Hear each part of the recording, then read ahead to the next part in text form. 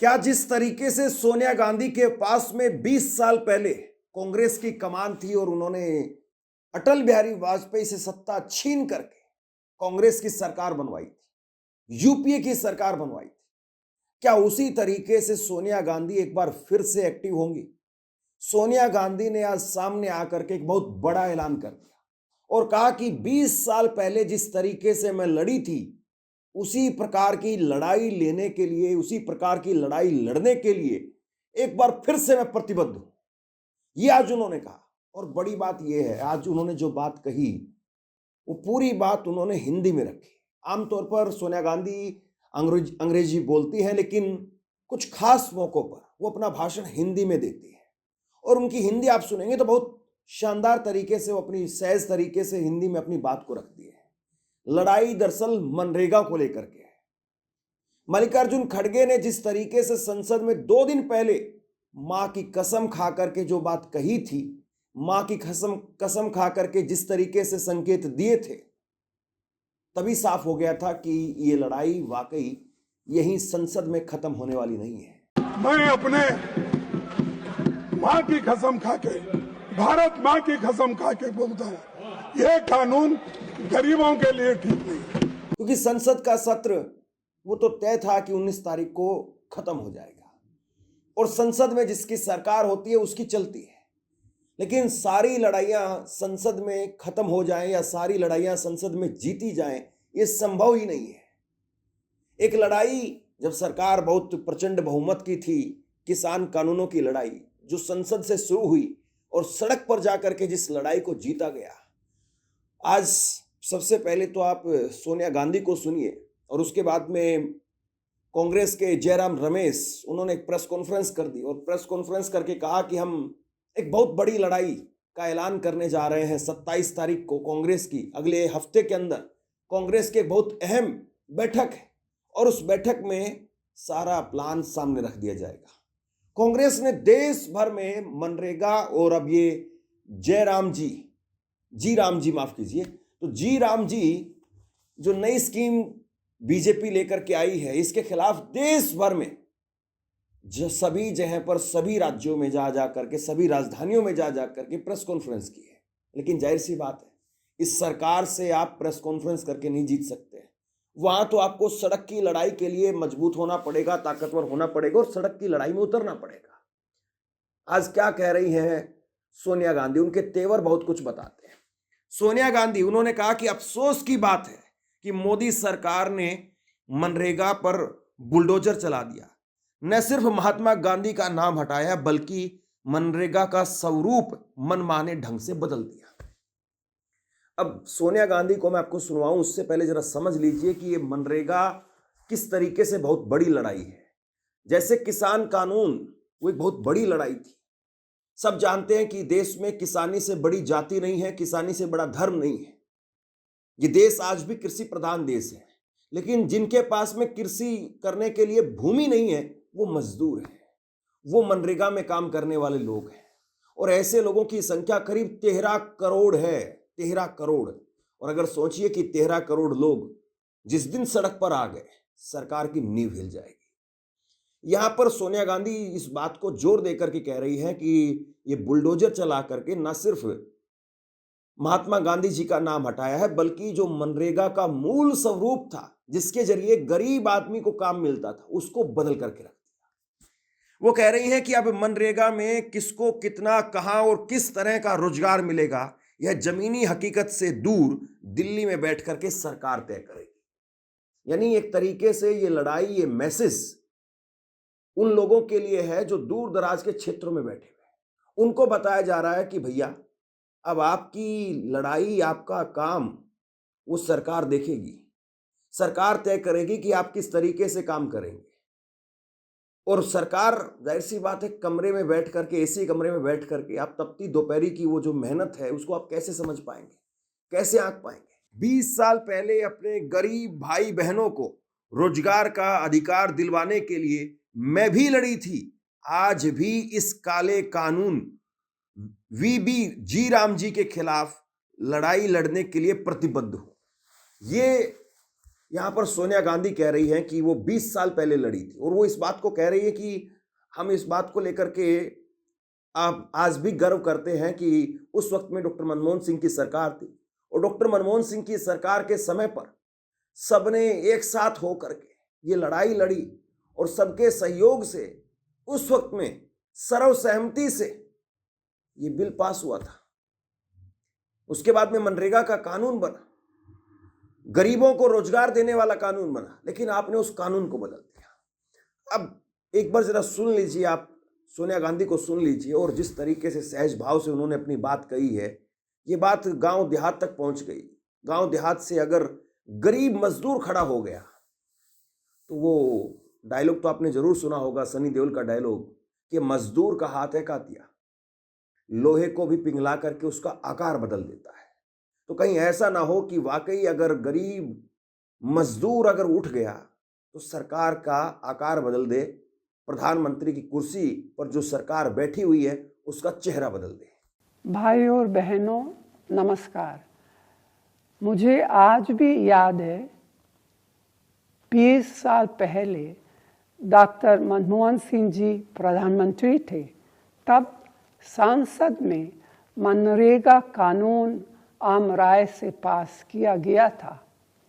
ये ऐसा क्रांतिकारी कदम था जिसका फायदा करोड़ों ग्रामीण परिवारों को मिला, खास तौर पर वंचित, शोषित, गरीब और अति गरीब वर्ग के लोगों की रोजी रोटी का जरिया बना। रोजगार के लिए अपनी माटी, अपना गांव, अपना घर परिवार छोड़कर पलायन करने पर रोक लगी। रोजगार का कानूनी हक दिया गया, साथ ही ग्राम पंचायतों को ताकत भी मिली। मनरेगा के जरिए महात्मा गांधी के ग्राम स्वराज के सपनों के भारत की ओर एक ठोस कदम उठाया गया।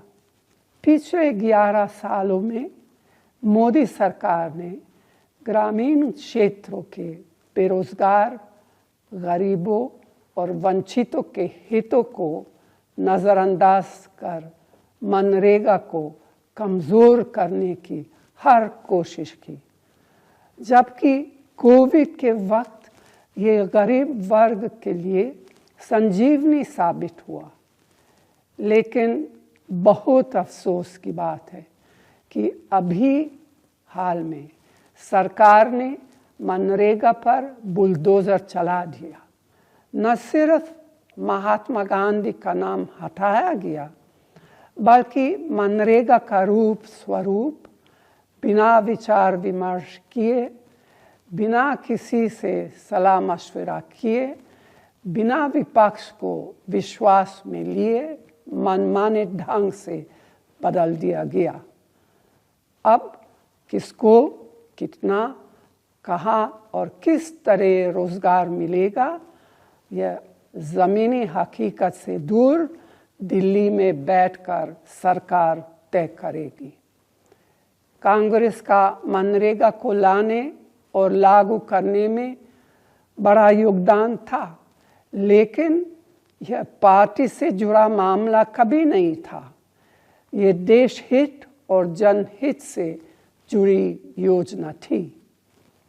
मोदी सरकार ने इस कानून को कमज़ोर करके देश के करोड़ों किसानों, श्रमिकों और भूमिहीन ग्रामीण वर्ग के गरीबों के हितों पर हमला किया है।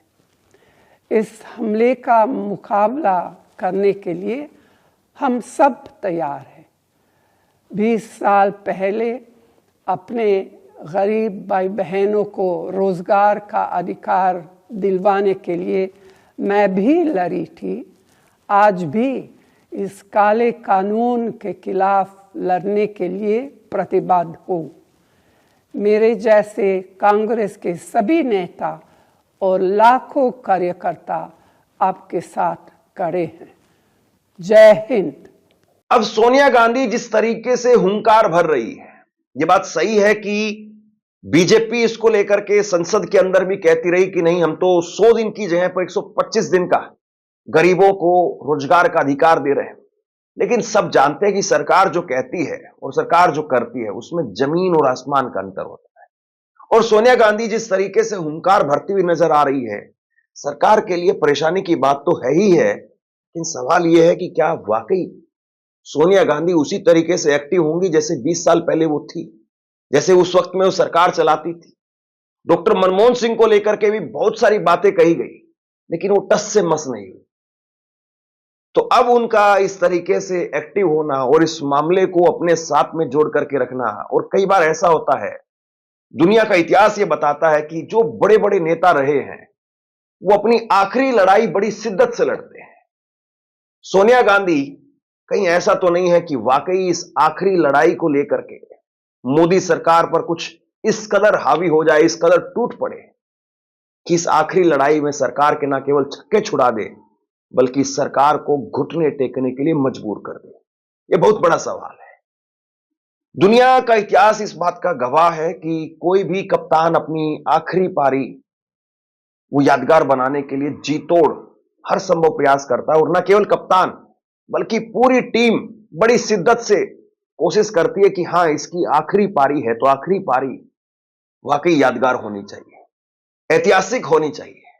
और सोनिया गांधी जब कमान अपने पास में ले रही है, मनरेगा की लड़ाई की कमान अपने पास में ले रही है, उन्होंने खुद आकर के इस मामले पर अपनी बात रखी। वो संसद में भी कह सकती थी, लेकिन संसद में मल्लिकार्जुन खड़गे बोले और कई मुद्दों को लेकर के उन्होंने संसद में अपनी बात जरूर रखी। लेकिन इस मामले को जैसे ही संसद का सत्र खत्म हुआ, उसके बाद में उनके इस ऐलान के मायने निकाले जा रहे हैं।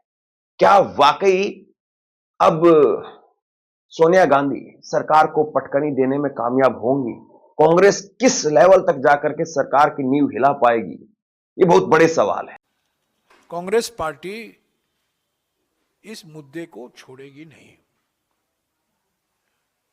किसान संगठन सड़क पर उतरे जब 3 काले कानून पारित हुए और प्रधानमंत्री को 19 नवंबर 2021 को इन 3 काले कानूनों को वापस लेना पड़ा। किसान संगठनों का दबाव और प्रभाव, जिसमें राजनीतिक पार्टियां भी शामिल थी। हमारी कांग्रेस वर्किंग कमेटी की बैठक होने वाली है 27 तारीख को, और इस पर जरूर बहस होगी। और मैं उम्मीद करता हूं कि उस बैठक के बाद क्या हमारा एक्शन प्लान है इस मुद्दे को लेकर जनता के बीच जाने के लिए,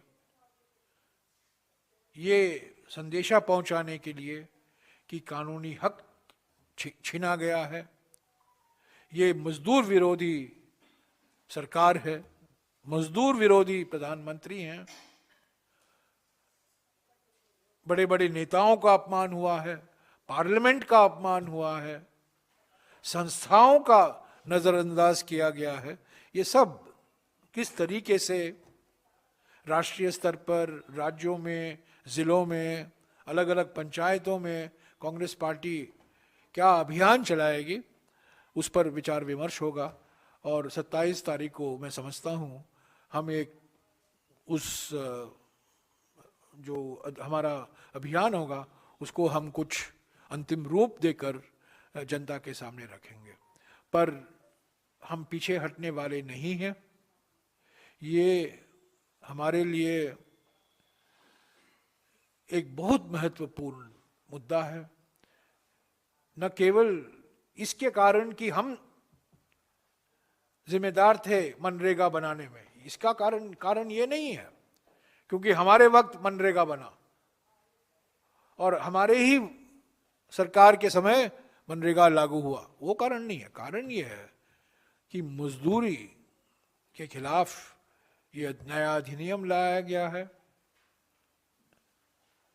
ये वंचित वर्गों के खिलाफ है, कमजोर वर्गों के खिलाफ है, महिलाओं के खिलाफ है, खेत मजदूरों के खिलाफ है।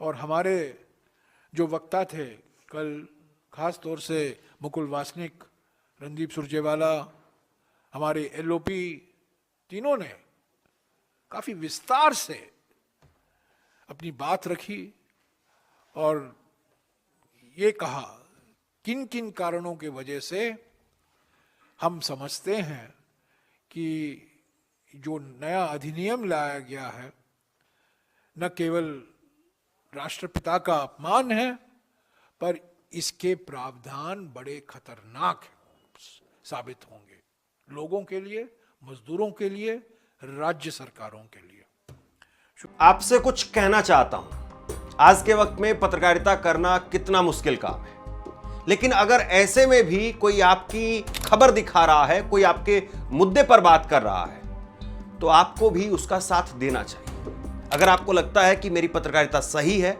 मैं आपके लिए आपकी खबर वो दिखा रहा हूं, तो ऐसे में आप मेरा सहयोग कीजिए। आप इस वीडियो को जब लाइक करेंगे तो लाइक के साथ में ही एक थैंक्स का बटन आपको दिखाई देगा।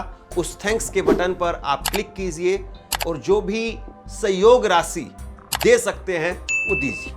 दूसरा, आप चैनल को ज्वाइन कर सकते हैं और चैनल को ज्वाइन करके भी मुझे मदद कर सकते हैं। राहुल गांधी इस वक्त में विदेश यात्रा पर है और राहुल गांधी संभवतः जब आएंगे तो राहुल गांधी, उनका एक इतिहास रहा है भट्टा परसोल से लेकर के किसान कानूनों से लेकर के, यानी किसान मजदूर के साथ में जो लड़ाई है या फिर गरीब वंचित पिछड़े के साथ में जो लड़ाई है, उसमें राहुल गांधी बड़े कंफर्ट होकर के वो लड़ाई लड़ते हैं।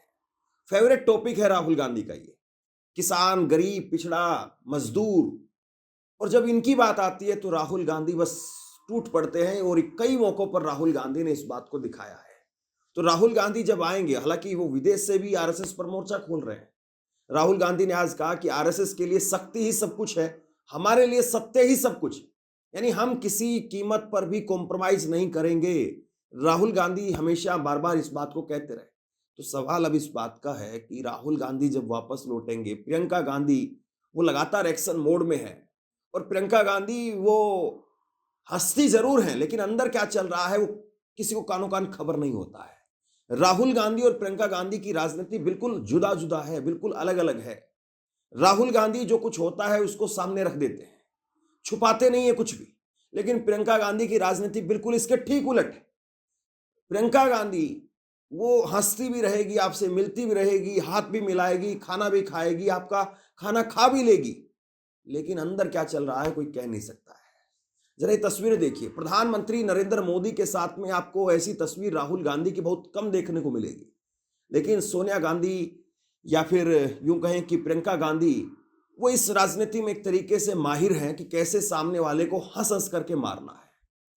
और प्रियंका गांधी प्रधानमंत्री नरेंद्र मोदी के साथ में बैठी हुई थी, संसद का सत्र खत्म हो गया था, चाय पर चुस्कियों के लिए बुलाया था ओम बिरला साहब ने, हालांकि संसद में तो बोलने का उतना कुछ मौका मिला नहीं।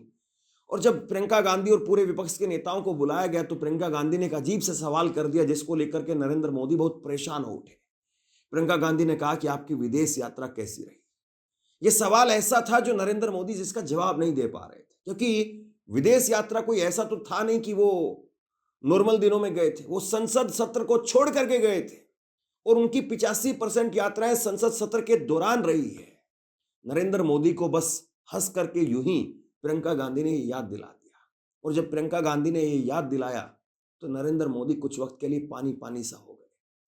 फिर उसके बाद में किसी तरीके से मामले को संभालते हुए उन्होंने उस बात को खत्म किया कि नहीं, भारत की राजनीति, भारत की धारणा बदली है, ये है वो है, तमाम सारी बातें कही। तो सवाल कुल मिलाकर के बहुत बड़ा है। नरेंद्र मोदी बिहार, उसके साथ में हरियाणा, महाराष्ट्र, एक बड़े राज्यों को जीत करके नरेंद्र मोदी एक तरीके से अपना डंका बजा रहे हैं कि 240 पर होने के बावजूद भी मुझे कमजोर मत समझना। लेकिन दूसरी तरफ विपक्ष इस मुद्दे पर बहुत आक्रामक होकर के सरकार को कह रहा है कि लोकसभा में अपने पास कर लिया, लेकिन संसद आपकी ही है तो सड़क हमारी है, और सड़क पर यह लड़ाई हम लड़ेंगे और जीतेंगे भी। तो विपक्ष का यह ऐलान, और इसमें खास तौर पर कांग्रेस पार्टी ने जिस तरीके से कमर कसी है, सबसे बड़ी बात यह कि पूरा विपक्ष इस मुद्दे पर एक है। तो बीजेपी अब इस मामले में क्या फैसला लेती है और कांग्रेस पार्टी किस तरीके से अपने आप को इस मामले में सड़कों पर उतारती है, अब वाकई देखना बहुत दिलचस्प होगा। आप क्या सोचते हैं नीचे कमेंट बॉक्स में लिख करके जरूर बताइए। इस खबर को शेयर कीजिए। धन्यवाद।